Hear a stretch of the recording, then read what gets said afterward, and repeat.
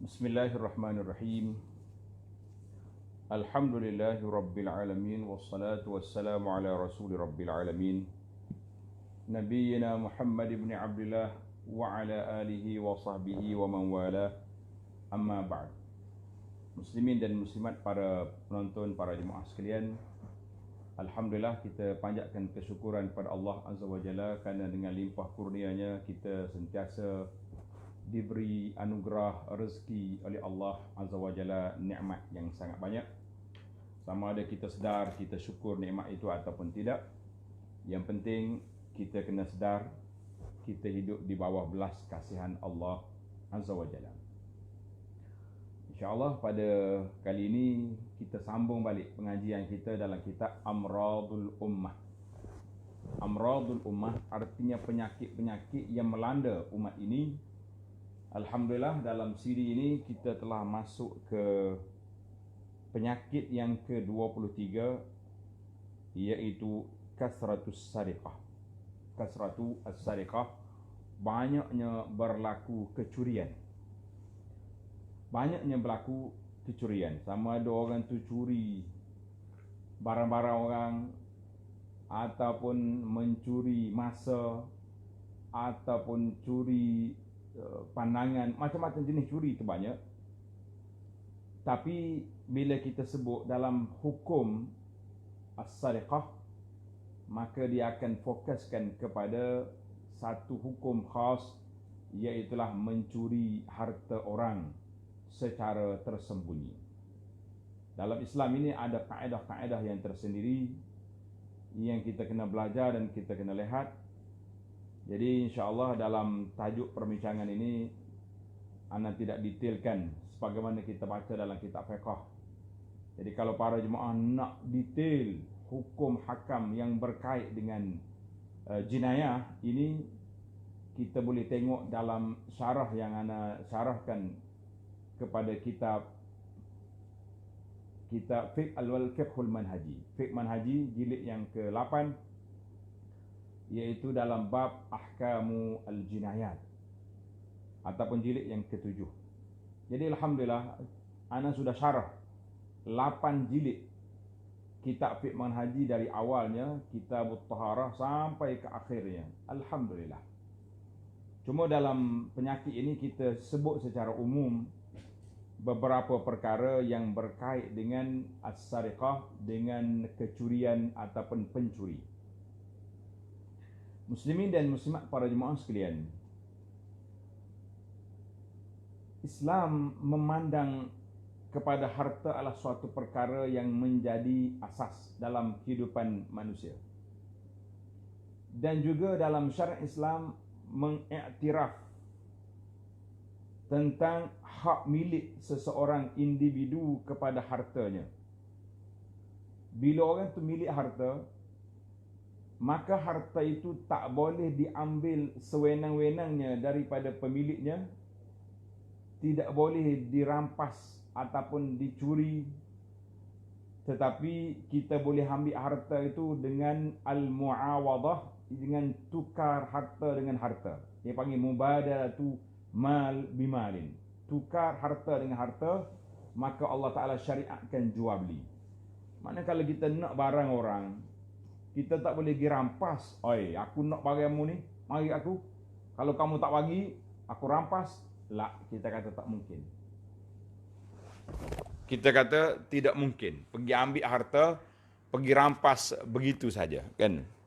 Sebab itu sudah menjadi hak dia. Kalau dah masuk milik orang, tak boleh lagi kita ambil harta orang dengan sewenang-wenangnya, tidak boleh. Habis, kalau saya nak barang orang, macam mana nak buat? Maka Islam telah mensyariatkan satu perungan, dia panggil al-muawadah, tukar barang dengan barang, iaitulah adanya sistem jual beli dalam Islam. Kita boleh beli barang orang, sama ada kita tukar barang dengan barang ataupun tukar barang dengan wang, maka itu dia panggil syarat jual beli. Satu. Yang kedua, harta milik orang ini boleh diterima, boleh diambil dengan cara dia beri. Bi tibi nafsin. Karena itu dalam Islam ini sangat-sangat menggalakkan, mewajibkan yang pertama sekali zakat. Supaya harta kita tu mengalir kepada orang lain. Tanpa muawadah, tanpa ganti. Dia ada dua tadi kan, kalau jual beli itu tukar barang dengan barang. Tapi yang ni, dia beri gitu saja. Zakat, mana hak miskin, Allah Ta'ala letakkan dalam harta kita, ambil lah. Ataupun kita sedekah. Terdapat banyak sekali ayat-ayat yang menggalakkan dan juga hadis Nabi sallallahu alaihi wasallam yang menggalakkan supaya kita bersedekah. Supaya kita bersedekah. Tujuan sedekah itu untuk apa? Mana harta itu akan pergi kepada orang lain untuk menyelesaikan keperluan masyarakat. Maka itu yang dikatakan Allah Ta'ala telah bahagikan. Qassamallahu al-arzaq baina ibadihi. Allah Ta'ala telah bahagikan rezeki-rezeki itu di antara hamba-hamba dia. Yang sesuai dengan keadaan dia untuk keperluan hidup dia di atas dunia ini. Dan demikian juga kita kena tahu, ada manusia ni Allah Ta'ala beri harta dia banyak. Dan tak semestinya orang yang kaya itu menjadi dalil Allah Ta'ala sayang kepada dia. Ada kalanya diberi harta sebab apa? Sebab Allah nak uji orang tu. Dia syukur ke tak syukur? Dia balas balik kepada Allah Azza wa Jalla dengan cara-cara yang tersendiri yang telah disyariat oleh Allah ataupun tidak. Dan ada orang yang disempitkan rezeki dia. Kan? Jangan pula kita kata Allah, Tuhan ni tak sayang aku ni. Sebab tu dia buat rezeki aku ni sempit, saya hidup dalam keadaan susah. Kan? Bila kita duduk di zaman Covid ni, baru kita tahu orang yang simpan harta, walaupun dia tak boleh bekerja, tapi aset dia ada, dia boleh beli. Satu, ana telah melalui suatu pengalaman dalam hidup kita ni, dan kita berdoa kepada Allah SWT supaya peristiwa itu tidak berlaku lagi, iaitulah di akhir 24 hari bulan 12 2014, kami telah dilanda banjir. Rumah saya ni sampai ke atap dia punya air. Pada waktu itu, ada duit ke tak ada duit, tak ada faedah. Kita dah terkepung di sini, nak beli memang tak boleh. Duit, ada setengah orang kaya ni tokek, duit dalam poket, begini besar. Dia kata, nak buat apa Ustaz? Nak minum air pun tak ada. Ni, nak beli air mineral, nak sebotol. Masa tu kalau orang bagi air, sangat-sangat nikmat bagi kita. Itulah kehidupan manusia dah. Zaman kita hari ni, alhamdulillah saya tengok, walaupun kita tersepit dalam keadaan PKP ini, kawalan pergerakan, tapi Masya Allah, Tabarakallah, arzak, pintu-pintu rezeki Allah Ta'ala buka luas melalui pihak kerajaan, melalui wakil rakyatnya, melalui jabatan kemasyarakat, melalui orang-orang perseorangan, NGO-NGO yang kita kata jazahumullahu khairah, yang tak putus-putus menghantar makanan dan bantuan kepada orang yang memerlukan. Kita kata Alhamdulillah. Baiklah para jemaah sekalian, dalam menguruskan harta, Allah SWT telah gambarkan dalam Al-Quran, dalam surah Al-Qasas, ayat 81, Allah Ta'ala cerita kepada kita, manusia yang kaya nama dia Qarun. Sejarah manusia kaya ada di dunia nama dia Qarun. Dari Qarun ini di antara orang yang kaya sombong. Baiklah para jemaah sekalian. Dalam Al-Quran Al-Karim, suratul Fajri ayat 15, Allah Ta'ala sebut kepada kita, فَأَمَّا الْإِنسَانُ إِذَا مَبْتَلَاهُ رَبُّهُ فَأَكْرَمَهُ وَنَعَّمَهُ. Manusia ni awalnya Allah Ta'ala uji dia dengan kesenangan dan nikmat, bil-ghina wal-yasar, kaya dengan senang, فَيَقُولُ رَبِّي أَكْرَمَنْ. Allahu Akbar. Dia kata Allah Ta'ala, muliakan aku. Sebab apa? Sebab aku bijak, sebab aku pandai berniaga, sebab macam-macam sebab. Wa amma iza mabtalahu faqadara alaihi rizqah. Bila Allah Ta'ala takdirkan rezeki dia sempit, dayyaqhu alaihi, tak banyak harta dia, fa yaqulu rabbi ahanan. Dia kata Allah telah hinakan aku, maka itu bukan tanda kehinaan, bukan tanda kemuliaan di situ, tapi tanda mulianya manusia itu apabila mereka ini tunduk kepada Allah Azza wa Jalla. Berapa ramai orang-orang yang miskin tapi mulia di sisi Allah, berapa ramai orang yang kaya tapi hina di sisi Allah Azza wa Jalla. Walaupun nampak atas dunia ni hebat kan. Para jemaah sekalian, Itu kalau kita nak tengok nazratul Islam ilal mal. Pandangan Islam tentang harta, makna harta itu menjadi satu perkara yang diiktiraf dalam Islam ini. Namun begitu, kita kena ingat, hak orang tak boleh dirampas, tak boleh diambil begitu saja.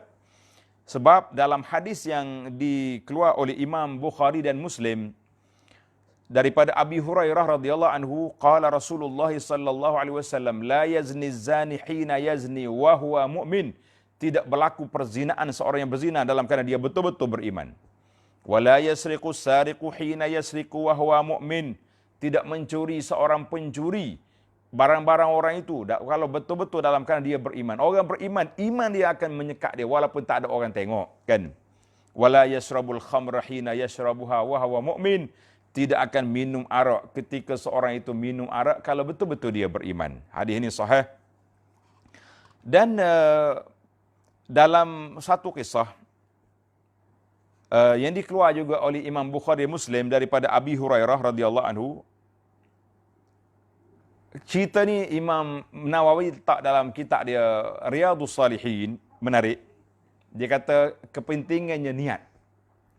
Qala rajulun la atasaddaqanna al-lailata bi sadaqatin. Seorang laki-laki, saya terjemahlah cepat sikit. Aku malam ni aku berniat nak sedekah, nak bagi sedekah pada orang. Dia pergi senyap-senyap, dia letak duit dia tu, holor duit kepada orang, dia tengok orang ni macam miskin, dia bagi. Rupa-rupanya si perempuan tadi zaniah, pelacur, bagi duit, dia tak tahu pun. Pagi esok orang bercakap, Allah tusuddiqal lailata ala zaniyah. Semalam ada orang tu baik, tapi pergi sedekah ke orang penzina, orang pelacur. Qala Allahumma lakal hamdu ala zaniyah. Ya Allah, segala puji bagi Allah Ta'ala, duit aku semalam jatuh ke tangan zaniyah, penzina. Tak apalah. Malam ni aku la atasaddaqan, aku nak pergi sedekah pula. Dia bawa pula bagi duit dia, jumpa tengok orang ada pakcik tepi jalan, pak dia bagi duit. Kena ke siapa dia? Pakcik tu orang kaya tapi relax dia. Pakai baju serebel, tak nampak hebat. Dia ingat orang miskin, bagi. Orang kaya. Besok orang bercakap, tusuddiqa ala ghani. Ada orang baik, sedekah ke orang kaya. Dia kata, Allahumma lakal hamdu ala ghaniyin. Allahu Akbar. Ya Allah Maha Kaya. Segala puji bagi Allah. Aku sedekah pada orang kaya pula dah. Kan? Semalam kena ke pelacur. Malam ni kena ke orang kaya. Apa kita nak buat? Maka dia kata tak apalah, aku sedekah lagi. Akhir sekali dia sedekah lagi. Kali yang ketiga dia pergi sedekah, dia nak pergi sedekah. Pencuri tu nak mencuri, jumpa dengan pakcik ni dia bagi. Kawan tu pun ambil duit senyap, tak jadi curi malam tu. Besok orang duk bincang. Baik orang tu pergi sedekah ke pencuri pula dah, kan? Faqala Allahumma lakal hamdu ala zaniyatin wa ala ghaniyin wa ala sariqin. Masya Allah. Maha kaya mu ya Allah. Segala puji bagi Allah, aku sedekah sekali kena ke penzina, sekali ke orang kaya, sekali ke orang pencuri. Tak jumpa orang yang betul-betul miskin.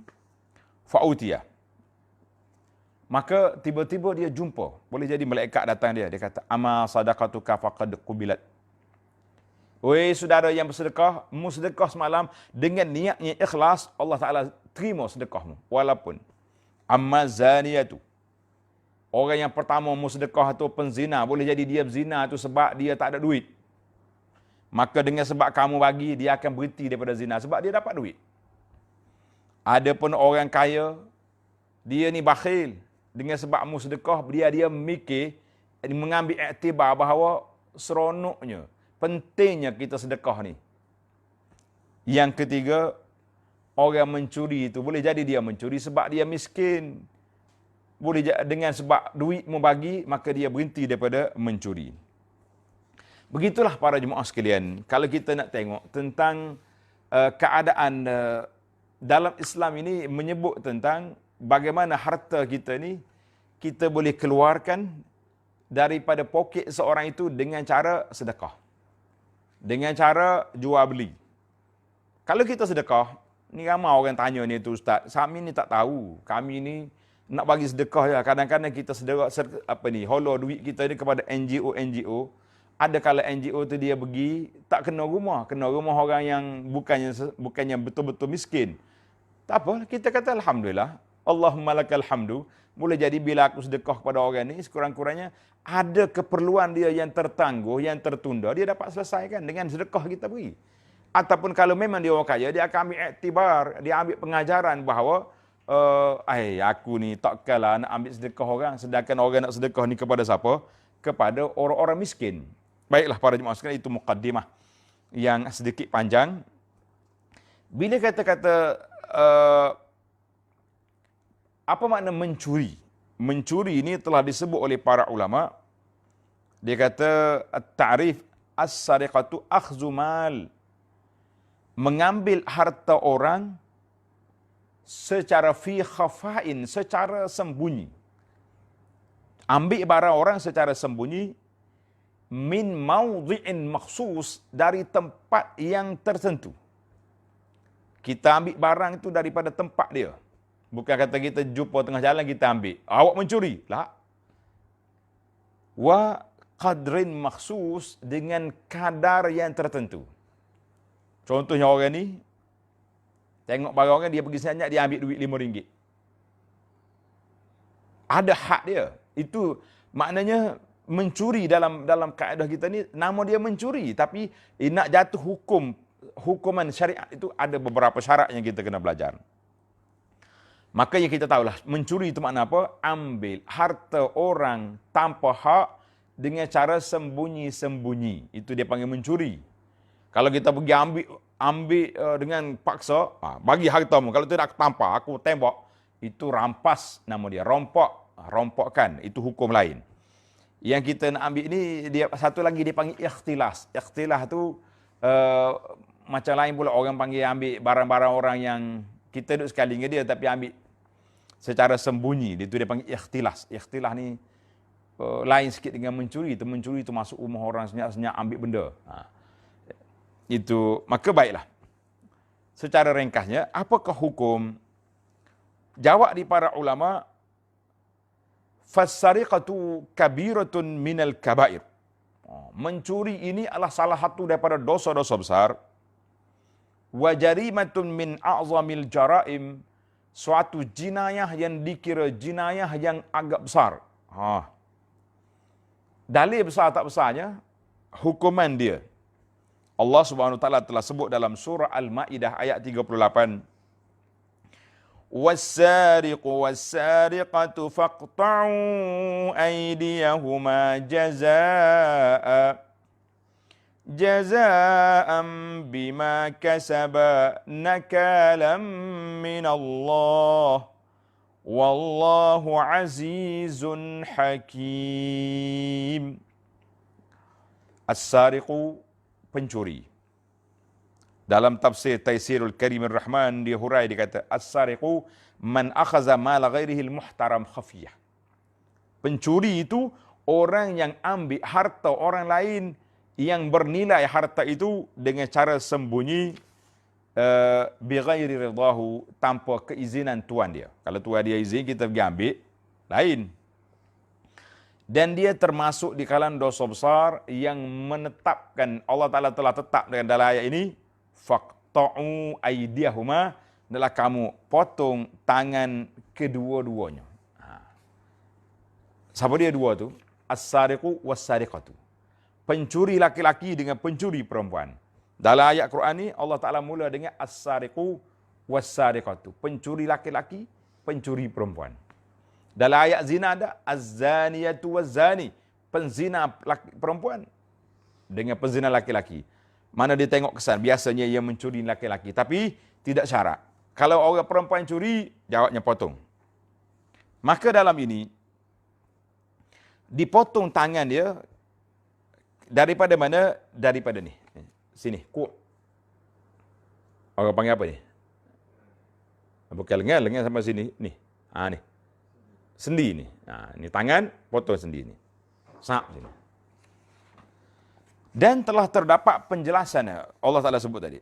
Faqta'u aydiyahuma jazaa'an bima kasaba, sebagai balasan daripada apa yang dia buat, mencuri harta orang, nakalam minallah, itu yang dikatakan pencegahan itu daripada Allah.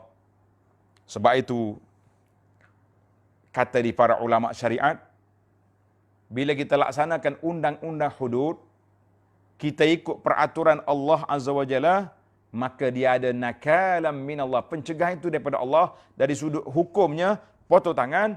Satu lagi dari sudut ruhnya, iaitulah ini undang-undang Allah Azza wa Jalla. Jangan ada manusia yang duk kata, tak jadi ni, zalim ni. Kita kata jangan duduk mikir zalim, mikir dengan kepala otak kita. Jangan. Wallahu azizun hakim. Allah Ta'ala maha gagah perkasa, lagi bijaksana di dalam hukumnya. Sebab tu di akhir ayat itu menunjukkan kesesuaian ayat. Aziz, Allah Ta'ala tu gagah perkasa. Kuat. Kalau kamu tak nak ikut, Allah Ta'ala tak rugi. Tapi ruginya masyarakat tak dapat nikmat keamanan. Hakim, Allah Ta'ala itu bijaksana dalam menetapkan hukum. Maka dalam hadis disebut lagi, iaitu yang pertama, harta itu biarlah harta yang bernilai. Yang kedua, dia panggil al-hirz. Hirz, harta yang tersimpan, baru nama dia curi. Mana benda, orang masuk dalam rumah kita, ambil barang, itu dia panggil curi.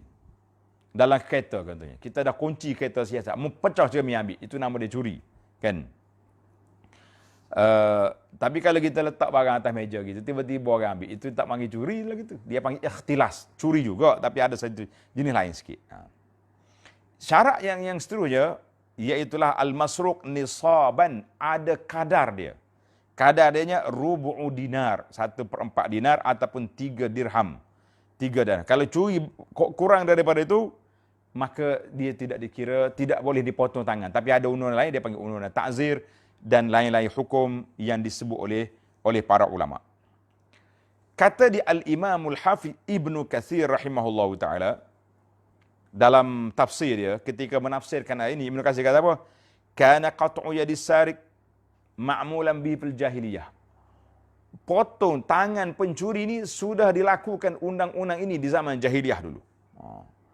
Maka bila Islam datang, menerima pakaian ini dan beberapa syarat. Sejarah tangan yang pertama yang dipotong zaman jahiliyah, dikata seorang Quraisy, qata'u rajulan kana, mereka potong tangan seorang laki-laki yang mencuri harta Kaabah. Hebat dia ni, harta Kaabah dia ambil kan. Jangan ada main-main lah. Allahu Akbar, harta Kaabah dia ambil. Kata di Imam Ibn Hajar Al-Haytami dalam kitab dia, nama dia Az-Zawajir. Tuan-tuan, puan-puan mungkin selalu dengar ustaz-ustaz kita mengajar. Alhamdulillah, saya sendiri pun sudah ada 50 siri lebih. Tengok dalam halaqah Abu Anas Madani dalam YouTube, saya syarah kepada kitab Al-Kabair, 70 dosa besar, yang ditulis oleh Al-Imamul Hafiz Az-Zahabi rahimahullahu ta'ala. Tapi dalam kitab Az-Zawajir, an-iqtirafil al-kabair, jerkahan ataupun tegahan daripada melakukan dosa-dosa besar ini, Al-Imam Ibn Hajar Al-Haytami letak di sini lebih daripada 300 dosa besar. Allahu Akbar. Jadi patut kita belajar dosa-dosa besar ini supaya kita tahu, oh ini dosa besar, ini benda yang tak baik. Jadi saya syorkanlah kepada para pelajar sekalian, para penonton sekalian, tengok kitab saya, tengok syarah saya kepada kitab Al-Kabair, dosa besar. Satu lagi kitab yang menarik juga, yang patut juga kita dengar kuliah, ada beberapa puluh siri kuliah dalam bab perkara-perkara yang dilarang. Ketika ana syarahkan kitab Riyadhus Salihin Al-Imam Nawawi rahimahullahu ta'ala. Baik, Ibnu Hajar kata apa dalam kitab ini Az-Zawajir? Dia kata mencuri itu termasuk dalam perbuatan dosa besar, mattafaqa alaihi ulama, yang telah disepakati oleh ulama dan telah jelas dalam hadis-hadis Nabi sallallahu alaihi wasallam. Cuma ulamanya berbeza tentang kadar. Rubu' dinar, salasu darahim, banyak mana mengikut kadar semasa. Kita tengok dalam perbahasan kita dalam kitab-kitab fiqh, Masya Allah, tabarakallah. Dalam Islam, dia panggil undang-undang hudud. Sebelum sampai kepada pemerintah, kalau kita nak maaf, masih ada ruang. Contohnya orang dia mencuri. Kita tangkap dia. Kita pun tanya dia, kenapa mau mencuri, dia apa sebut gini. Kita kata, oh kesian. Tak apalah. Kamu tobat? Janji?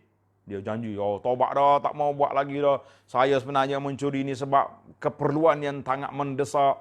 Nak beli ubat ke, adalah yang pentingnya. Alasan-alasan yang kita boleh terima. Maka kita boleh maafkan dia, kita boleh lepaskan.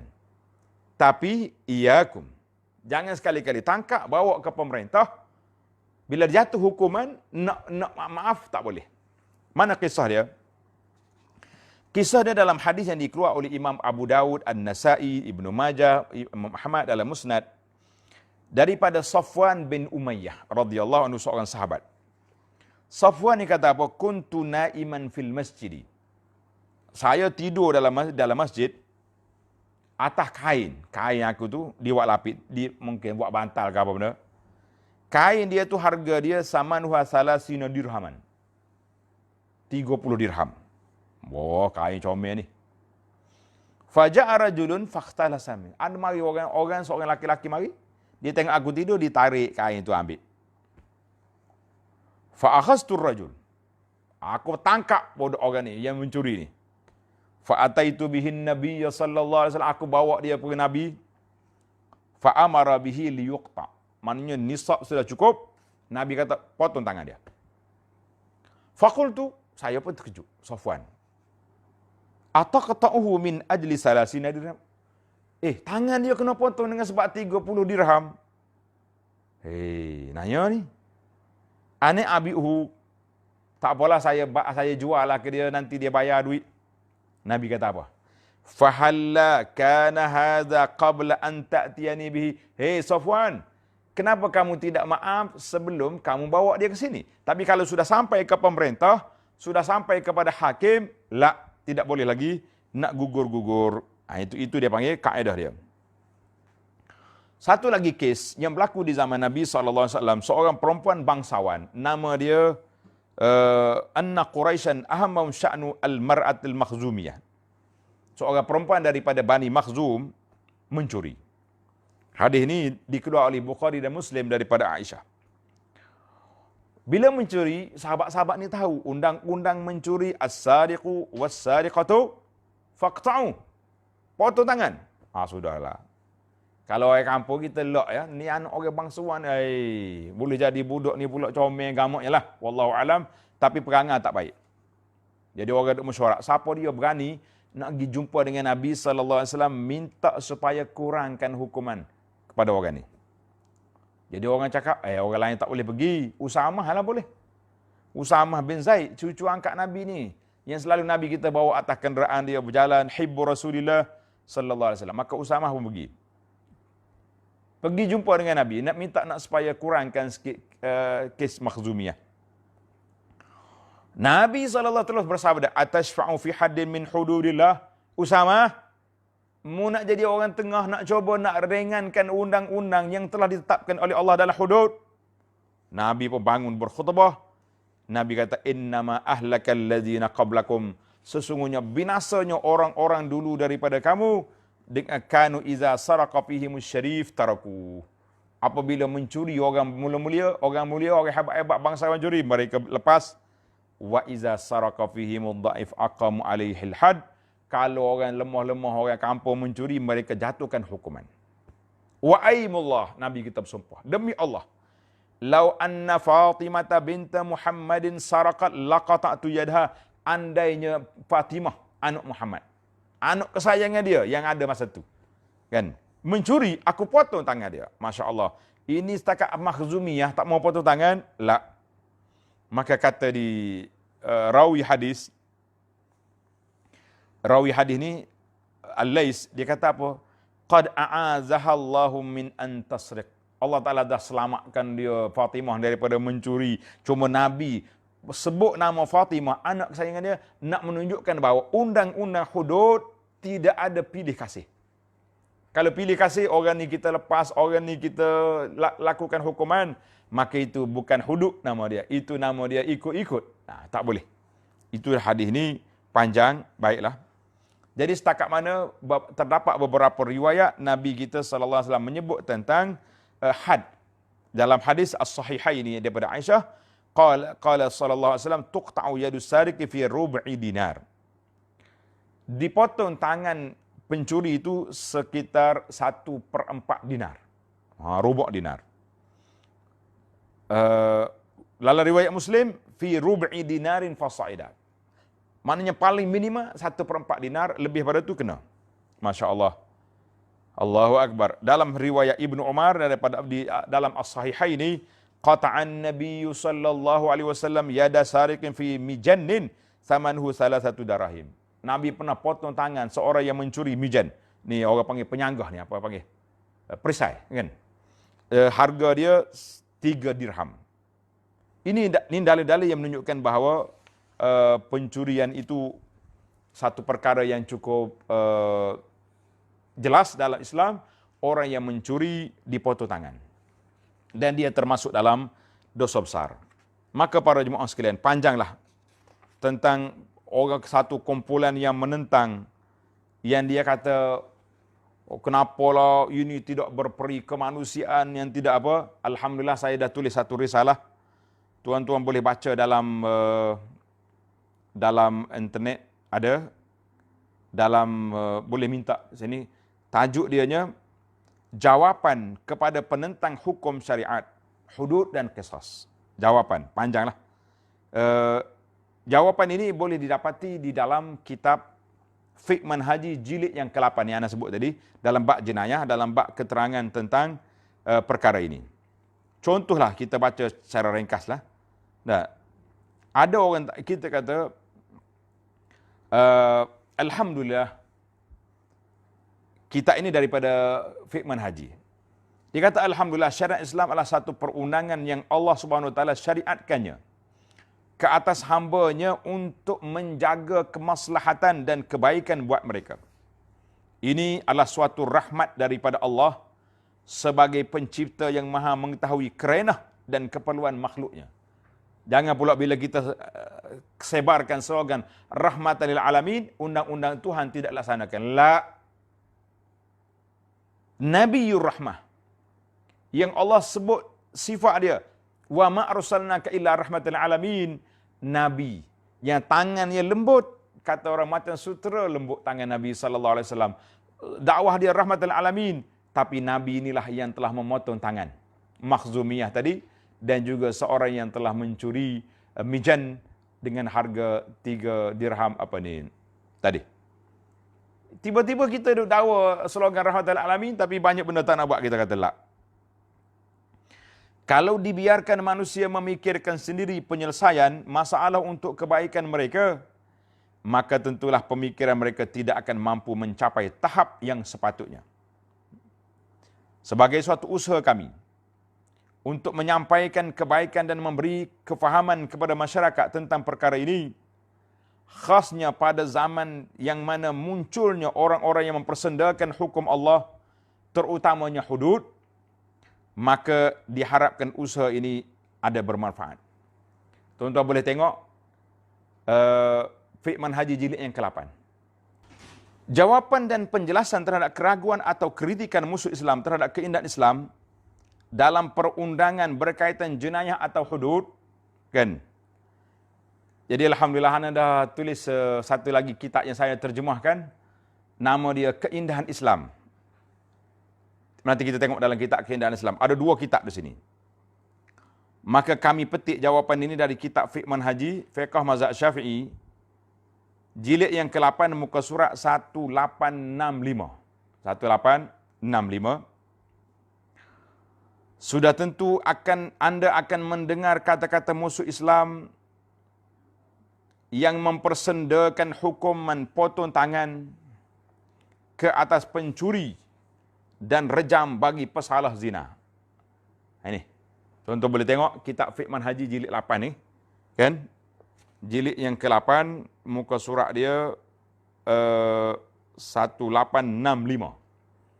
1865, tapi alhamdulillah saya dah buat dah risalah yang simple, yang kecil je.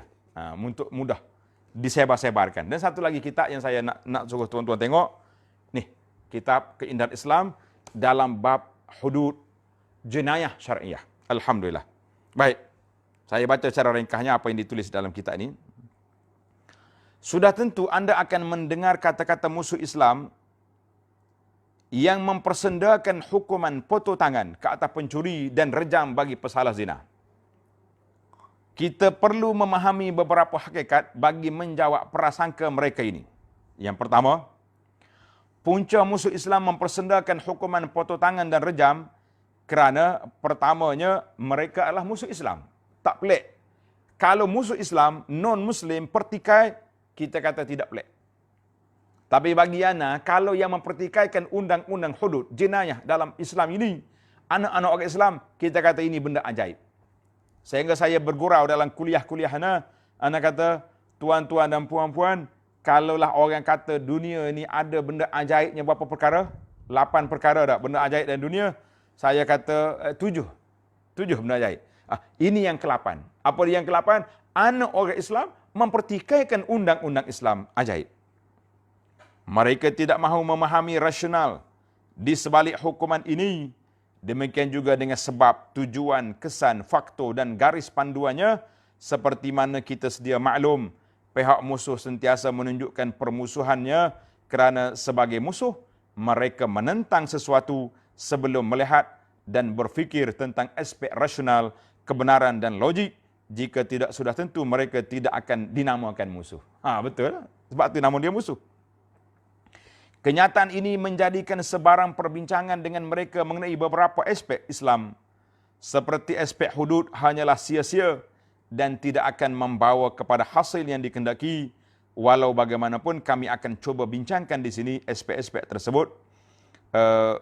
Maka para jemaah sekalian, tuan-tuan boleh tengok dalam risalah yang telah saya tulis, dalam risalah pamphlet yang kita keluarkan, tajuk dia jawapan kepada kritikan orang Islam terhadap undang-undang hudud. Dalam syarah ana ataupun tengok dalam kuliah yang ana syarah dalam bab ni dalam fiqh manhaji dalam bab potong tangan pencuri, hukum pencuri. Alhamdulillah dalam ni sudah ada. Dan satu lagi jawapan yang mantap, tuan-tuan boleh baca dalam kitab Keindahan Islam. Jadi alhamdulillah, oleh kerana masa kita sangat terhad, saya pergi kepada adakah orang mencuri boleh bertaubat? Hal lis-sariq was-sariqati taubah? Pencuri laki-laki perempuan boleh bertaubat? Jawab dia, na'am. Semua dosa boleh bertaubat. Tapi kita kena ingat, taubat itu ada syarat-syaratnya tersendiri. Jangan jadi macam satu kumpulan undang-undang dunia ni, kalau dia ditangkap, jatuh hukum, kena bayar denda kepada kerajaan. Tidak, bila orang tu mencuri barang orang, dan dia sudah dijatuhkan hukuman, dia bertaubat, maka taubat dia insya-Allah, dan barang orang itu kena hantar balik. Dan satu hadis yang diriwayat oleh Sayyidah Aisyah radhiyallahu anha, Nabi sallallahu alaihi wasallam potong tangan seorang perempuan. Faqalat ta'ti ba'da zalika fa arfa'u hajata ila nabi. Tak lama dia mari pula jumpa Nabi sallallahu alaihi wasallam, ada hajat dia sendiri. Fatabat wa hasunat taubatuha. Maknanya Nabi kata diterimalah taubat dia kerana dia sudah bertaubat betul-betul. Dan satu lagi hadis daripada Ubadah ibn Samit. Kata dia, bay'atu Rasulullah sallallahu alaihi wasallam fi rahtin. Aku pergi jumpa Nabi bai'ah. Nabi kata apa? Ikat setia kita ni supaya yang pertama sekali jangan berlaku syirik terhadap Allah, dan jangan mencuri, dan jangan bunuh anak-anak kamu, dan jangan kamu buat fitnah, dan jangan kamu derhaka kepada aku, kata Nabi SAW dalam perkara yang ma'ruf. Faman wafa minkum fa ajruhu 'ala Allah. Kita buat bai'ah ni, siapa yang menunaikan bai'ah, maka pahalanya Allah Ta'ala bagi. Waman asaba min zalika syai'an. Siapa yang terjebak dengan benda-benda tadi, terjebak dengan mencuri ke, dengan bunuh orang ke, ataupun apa sahaja perkara, fa'ukhiza bihi fid dunya, maka dia ditangkap dalam dunia, dijatuhkan hukuman, fahuwa kafaratun lahu wa tahur, maka dia menjadi kafarah dan pembersih kepada dosa dia. Mana Itu undang-undang hudud dalam Islam ini menjadi bersih. Wa man satarahullah fazalika ilallah. Siapa yang Allah Ta'ala sembunyi atas dunia ni, dia mencuri tak dapat ditangkap. Dan dia pun bertaubat. Barang orang dia curi, dia hantar balik. Fazalika ilallah. Maka itu terserahlah kepada Allah Ta'ala. Insya'a azabahu wa insya'a ghafara lahu. Kalau nak Allah Ta'ala azabkan dia, ataupun Allah Ta'ala ampunkan dia, di mana? Di akhirat nanti. Itu di antara kuasa Allah Azza wa Jalla. Kita mengatakan para jemaah muslimin dan muslimat sekalian, alhamdulillah, ini di antara fenomena yang kita lihat hari ini dalam suasana penyakit masyarakat ini, dosa besar yang disebut oleh Rasulullah sallallahu alaihi wasallam. Maka kita nampak banyak sekali orang-orang yang mencuri di atas dunia ini. Kalau kita tengok dalam rekod jenayah yang dikeluar oleh pihak polis, mencuri secara betul-betul, hari ini pula dia panggil scam.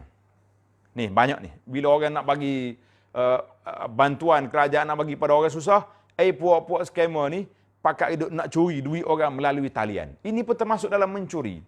Sebab dia ambil duit kita yang tersimpan di tempat yang sendiri. Macam mana awak boleh curi? Maka kita mengatakan undang-undang jenayah syariah mesti dilaksanakan kepada orang pencuri yang ada atas dunia ni. Tak kiralah dia curi melalui internet ke, dia masuk dalam rumah orang, curi barang orang ke, dia buat apa saja, maka nama dia curi. Setiap harta yang curi itu maka dikira harta haram. Apalagi kalau kita mencuri harta-harta kerajaan, dia panggil al-ghulul, harta kepunyaan kerajaan curi. Ini termasuk dalam dosa besar. Tuan-tuan boleh tengok penjelasannya dalam syarah saya kepada kitab Al-Kabair. Muslimin dan muslimat para jemaah sekalian, hari ini kita berilah kesedaran kepada masyarakat bahawa penyakit ini melanda umat ini. Ramai orang mencuri, tak kira dicuri apa, barang-barang macam mana dia curi. Maka bila barang itu dicuri, makna barang halal, barang haram. Bila barang itu dicuri, maknanya benda harta itu haram. Bagaimana kalau buat balik kita makan? Buat balik rumah dimakan oleh isteri dan anak-anak. Di antara syarat qabulud du'a, iaitulah atib mat'amak.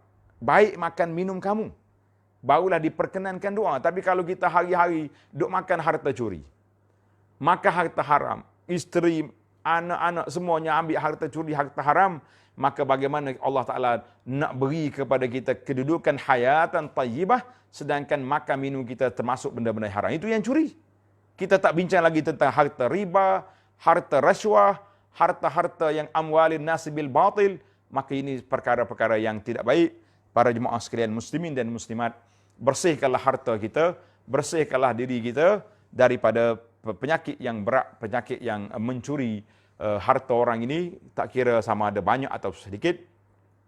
Nasihat yang terakhir saya sempena dengan musim agihan barang-barang ini, kita kata muslimin dan muslimat para penonton sekalian, ittaqullah, naklah kita bertakwa kepada Allah Ta'ala. Kalau orang mari bawa barang ni nak diagihkan dalam kampung ni kepada orang fakir miskin. Contoh kita orang miskin. Tapi Masya Allah kita sudah dapat 3 kapik beras.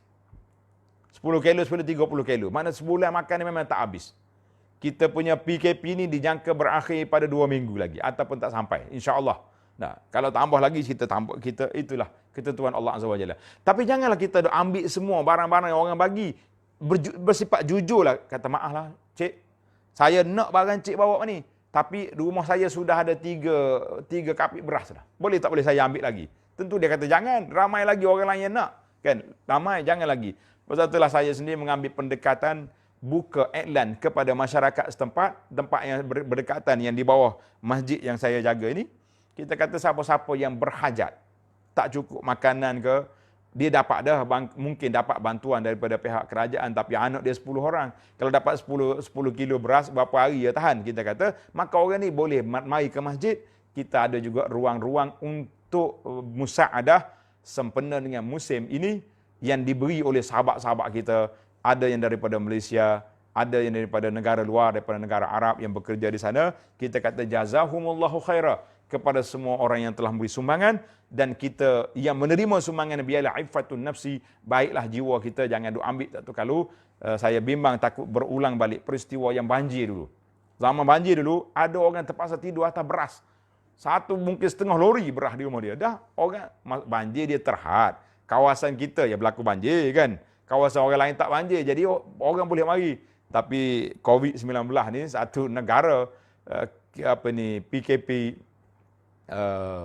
KPK. PKP ya. PKP. Peraturan kawalan pergerakan satu negara, maka terhadlah dia. Ada orang tak boleh kerja, ada tak apa. Kita kata alhamdulillah ala kulli hal. Marilah kita baikkan jiwa kita, nafsu kita daripada mengambil harta-harta orang yang tidak baik. Dan sekali lagi saya ucap jazakumullahu khaira kepada para penderma, para usahawan, para penyumbang yang telah memberi bantuan di seluruh negara di dalam suasana yang sangat bantuan diperlukan ini. Wassalamualaikum warahmatullahi wabarakatuh. InsyaAllah kita sambung lagi dalam siri yang akan datang dalam penyakit yang lain insyaAllah. Assalamualaikum.